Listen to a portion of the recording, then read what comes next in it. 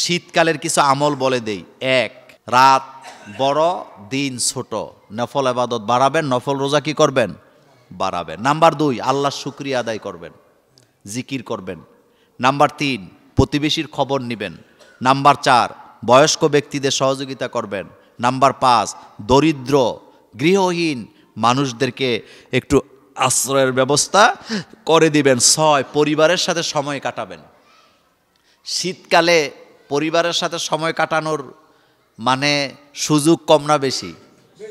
শীতকালে অনেকে বিনা কারণে ঘর থেকে বাহিরও হয় না। নাম্বার 7, শীতকালে রোজা রাখবেন, দিন ছোট, দিন কি ছোট, কষ্ট হবে না। নাম্বার 8, শীতের অজুতে কয় গুণ সওয়াব? দ্বিগুণ। কয় গুণ? শীতকালের অজুতে দ্বিগুণ সওয়াব না, ইবাদতেও দ্বিগুণ সওয়াব।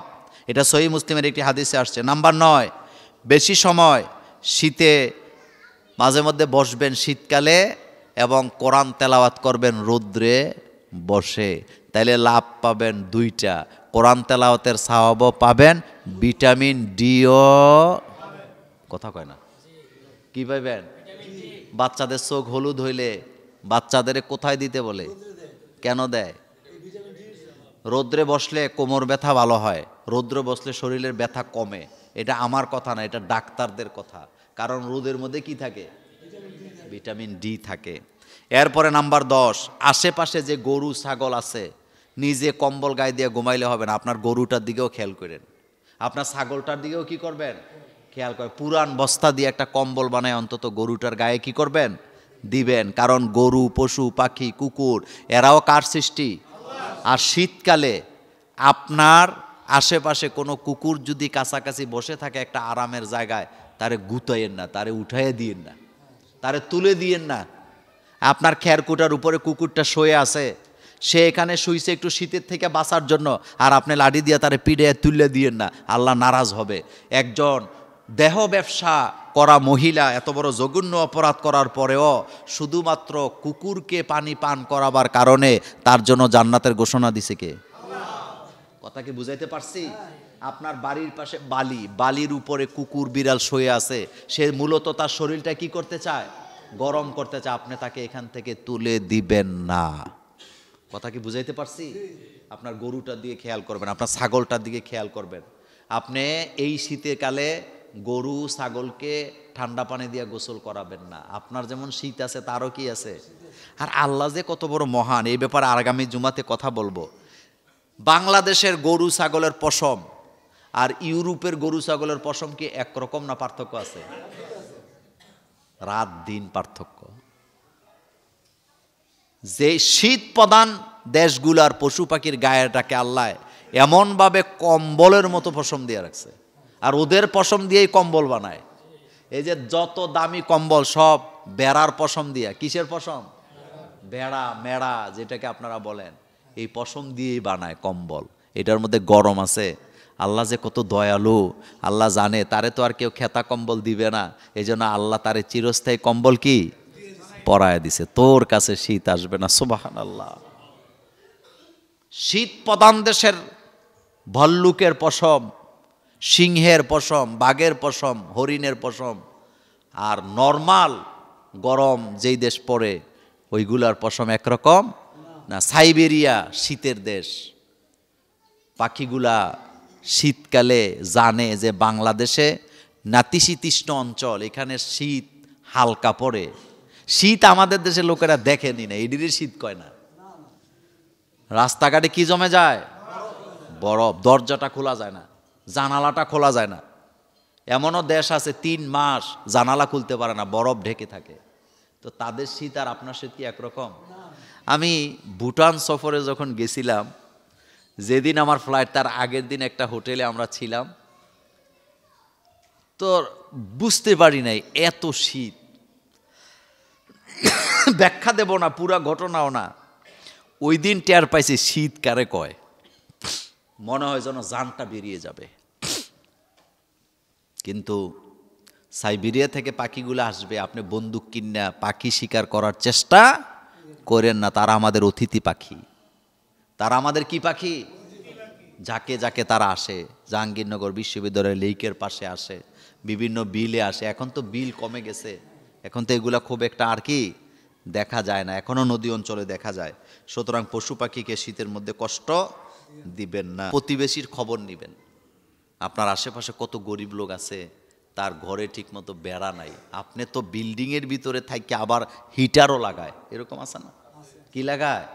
হিটার লাগায় ঘুমায়, কিন্তু পাশের বাচ্চাগুলা ঠান্ডায় মরে, আমাদের নজর সেদিকে কি যায় না। রাসূল সাল্লাল্লাহু আলাইহি ওয়াসাল্লাম এটা করতেন না। এরপরে বয়স্ক লোক যারা আছে আপনার আশেপাশে, শীত কষ্ট পায়, আসলে তো বয়স বাড়লে শীত বাড়ে না কমে, কি কষ্ট পায়, তাদের পাশে দাঁড়াবেন। এটা মানবিকতা।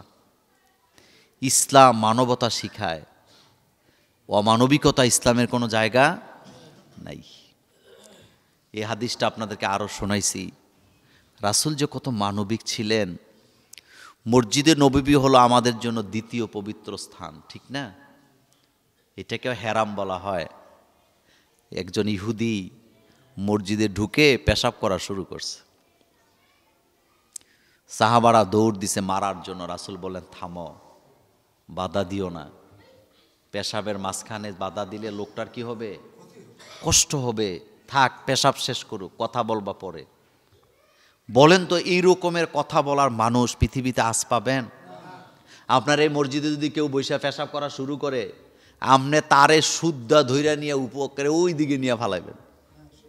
কিন্তু বিশ্ব নবী, নেতা, মানবতার মুক্তির দূত, তিনি বলতেছেন লোকটারে পেশাবের মাঝখানে বাধা দিও না, কষ্ট হবে তার, পেশাবটা করতে দাও। শেষ করলেন। এবার বলেন, রাসূল বলেন তাকে আমার কাছে নিয়ে আসো। আনা হলো। রাসূল তাকে ধমকিও দেয় নাই, গালিও দেয় নাই, বলতেছে তুমি কি জানো এই জায়গাটা কি? কয়, না হুজুর, আমি তো জানি না এটা কি। নবীজি বললেন, তোমাদের কাছে তোমাদের গির্জাটা যেমন পবিত্র, প্যাগোডাটা যেমন পবিত্র, আমাদের কাছে এই মসজিদটাও তেমন পবিত্র। এখানে আমরা আমার আল্লাহকে সেজদা দেই, আমরা ইবাদত করি। লোকটা বলেন, হুজুর আমি জানলে তো এই কাজ করতাম না। আল্লাহর নবী বললেন, কখনো আর এই কাজ করবা না।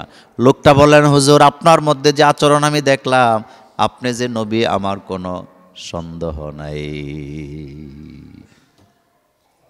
আর আমাদের দেশে তো বাচ্চা মসজিদ থেকে বাইর করানোর লেগে কিছু লোকেরা দায়িত্ব নেয়। কিছু কিছু মসজিদে দেখবেন এত পণ্ডিত, উনি একটা লাঠি নিয়ে বারান্দায় বসে থাকে, বাচ্চা দুষ্টামি করলে উনি থামাইব। তো মাঝে মাঝে বলি, ওনার বাচ্চা অবস্থার রিলটা যদি টাইনে একটু আমরা দেখতে পারতাম, তখন দেখতাম কত দুষ্ট ছিল। ধমকা ধমকি রাসূল পছন্দ করতেন না। বয়স্ক লোকদের ব্যাপারে কথা বলছিলাম, তাদের কষ্ট বেশি হয়।